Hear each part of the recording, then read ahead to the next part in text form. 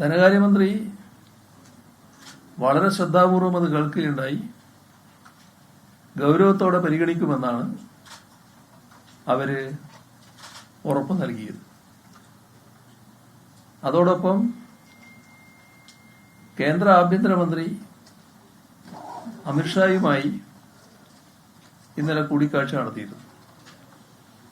ആ കൂടിക്കാഴ്ചയിൽ സംസ്ഥാനം മുന്നോട്ട് വെച്ച ചില ആവശ്യങ്ങൾ അംഗീകരിക്കാം എന്ന് ഉറപ്പ് നൽകിയിട്ടുണ്ട്. ഒന്ന്, കേരളത്തിന്റെ തീരദേശ സുരക്ഷ വർദ്ധിപ്പിക്കുന്നതിനായി പൂർണ്ണമായും കേന്ദ്ര സാമ്പത്തിക പിന്തുണയോടെ ഇന്ത്യ റിസർവ് ബറ്റാലിയന്റെ ഒരു പ്രത്യേക യൂണിറ്റ് അനുവദിക്കും. ഇതിന് കേരളത്തിൽ ഒരു മറൈൻ പോലീസ് ബറ്റാലിയനായും പ്രവർത്തിക്കാൻ കഴിയും. തീരദേശ സുരക്ഷയ്ക്ക് വേണ്ടി മറൈൻ പോലീസായി അവരെ ഉപയോഗിക്കാൻ കഴിയും വിധമാണ് അത് സ്ഥാപിക്കുക. മറ്റൊരു കാര്യം ആവശ്യപ്പെട്ടിരുന്നത് ഒരു ദേശീയ ഫോറൻസിക് സയൻസ് സർവകലാശാലയുടെ ഒരു പ്രാദേശിക ക്യാമ്പസ് അനുവദിക്കലായിരുന്നു. അത് കേരളത്തിൽ അനുവദിക്കാമെന്ന് പറഞ്ഞു. എവിടെയെന്നത് ചർച്ചയിലൂടെ തീരുമാനിക്കാമെന്നും പറഞ്ഞിട്ടുണ്ട്. അതോടൊപ്പം ഇക്കാലത്ത് സൈബർ കുറ്റകൃത്യങ്ങൾ വർദ്ധിച്ചു വരികയാണ്. കേരളത്തിലും സൈബർ കുറ്റകൃത്യങ്ങൾ പെരുകുന്നുണ്ട്. അപ്പൊ അവയെ നേരിടുന്നതിനും കേരളത്തിൽ സൈബർ ക്രൈം നിയന്ത്രണ അടിസ്ഥാന സൗകര്യങ്ങൾ ശക്തിപ്പെടുത്തുന്നതിനുമായി കേന്ദ്ര സാമ്പത്തിക സഹായമായി 108 കോടി രൂപ ചോദിച്ചിരുന്നു. ആ 108 കോടി രൂപ അനുവദിക്കും എന്ന് ഉറപ്പ് നൽകിയിട്ടുണ്ട്. നമ്മുടെ മുണ്ടക്കൈ ചൂരൽമല ദുരന്തത്തിന്റെ ഭാഗമായി ഉണ്ടായ നാശനഷ്ടങ്ങൾക്ക് ശേഷം പുനരധിവാസത്തിനും പുനർനിർമ്മാണത്തിനുമുള്ള കൂടുതൽ സഹായത്തിനായി ദുരന്ത നിവാരണ സഹായ നിർദ്ദേശങ്ങൾ ലഭിച്ചിട്ടുണ്ട് എന്ന് കേന്ദ്ര ആഭ്യന്തരമന്ത്രി അറിയിക്കുകയുണ്ടായി.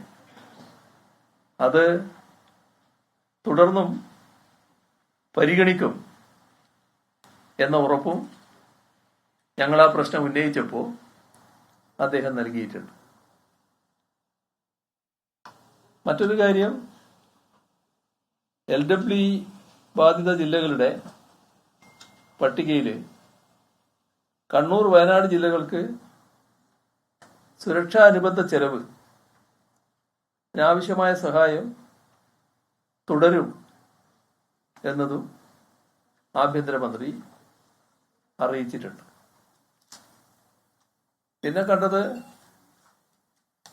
കേന്ദ്ര റോഡ് ഗതാഗത ഹൈവേ മന്ത്രി ശ്രീ നിതിൻ ഗഡ്കരിയാണ്.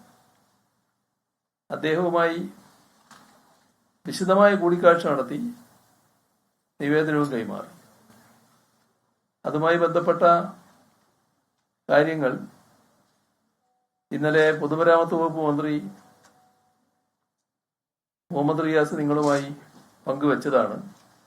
അതിന്റെയും വിശദാംശങ്ങളിലേക്ക് കടക്കേണ്ടതില്ല എന്നാണ് തോന്നുന്നത്. കേന്ദ്രത്തിന്റെ അഭ്യർത്ഥന പ്രകാരം കേരളം പരിഹരിച്ച വിഷയങ്ങളും നിർമ്മാണ പുരോഗതി സംബന്ധിച്ച് സംസ്ഥാനത്തിന്റെ ആശങ്കയും മറ്റു പ്രശ്നങ്ങളും നൽകിയ നിവേദനത്തിൽ വിശദമാക്കിയിട്ടുണ്ട്. അതില് ഗഡ്കരി ബഹുമാനപ്പെട്ട മന്ത്രി ദേശീയപാതാ വികസനത്തിൽ കേരള സർക്കാർ എടുക്കുന്ന പ്രത്യേക താൽപര്യത്തെ അഭിനന്ദിക്കുകയുണ്ടായി. കേരളത്തിലെ NH-66 പ്രവൃത്തിയിലെ 16 റീച്ചുകളുടെയും വിശദമായ റിവ്യൂ നടക്കുകയുണ്ടായി. അതിൽ അദ്ദേഹം വ്യക്തമാക്കിയ കാര്യം, ഡിസംബർ മാസത്തിനുള്ളിൽ തന്നെ NH-66 മുഴുവൻ റീച്ചുകളും പൂർത്തീകരിക്കാൻ ശ്രമിക്കുമെന്നാണ്. അത്തരമൊരു ഉറപ്പ് അദ്ദേഹം നൽകുകയുണ്ടായി. അതിനുവേണ്ടി അദ്ദേഹം മുൻകൈയെടുത്ത് മുഴുവൻ കോൺട്രാക്ടർമാരെയും പങ്കെടുപ്പിച്ച്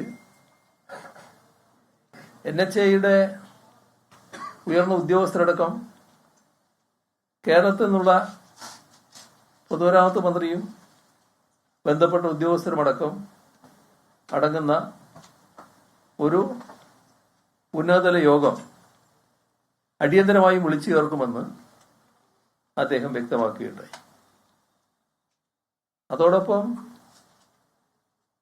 ഈ നടക്കുന്ന പ്രവൃത്തിയുടെ പുരോഗതി നേരിൽ പരിശോധിക്കാൻ കേരളം സന്ദർശിക്കുമെന്നും അദ്ദേഹം അറിയിച്ചു. ലോകത്തെവിടെയായാലും ഏത് സമയത്തും 24 വാർത്തകളും ഓഗ്മെന്റഡ് റിയാലിറ്റി പാക്കേജുകളും എക്സ്പ്ലെയിനറുകളും വിശദമായി കാണാൻ ഞങ്ങളുടെ യൂട്യൂബ് ചാനൽ നിങ്ങൾക്ക് സബ്സ്ക്രൈബ് ചെയ്യാം.